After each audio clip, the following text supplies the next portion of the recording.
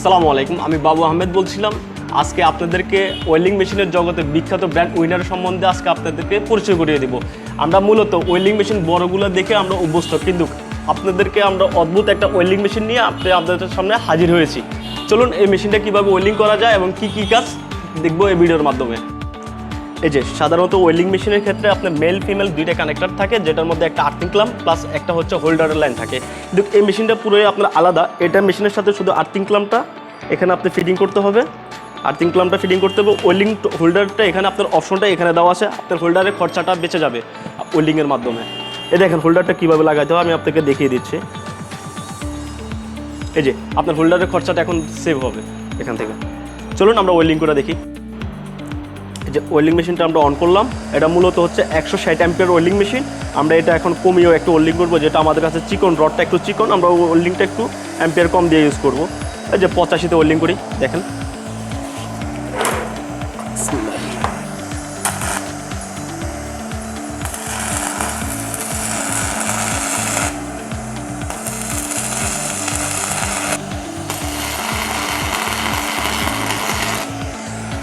এই মেশিন দ্বারা মূলত আপনার 10 নম্বর এবং কি 12 নম্বর রড ওয়েল্ডিং করতে পারবেন। যখন হচ্ছে আমরা কোনো একটা প্রজেক্টে গেলাম, আপনার জুলায় কাজ করতে হবে, তখন এই মেশিন দ্বারা আপনি কাজ করতে কমফোর্টেবল ফিল করবেন, যেটা এই মেশিন দ্বারা আপনার সম্ভব হয় না।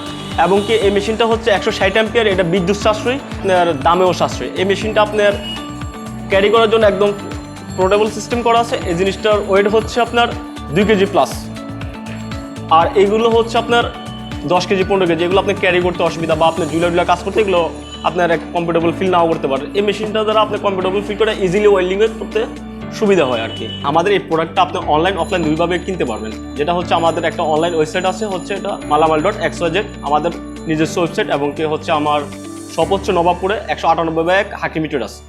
আসসালামু আলাইকুম, সবাইকে ধন্যবাদ।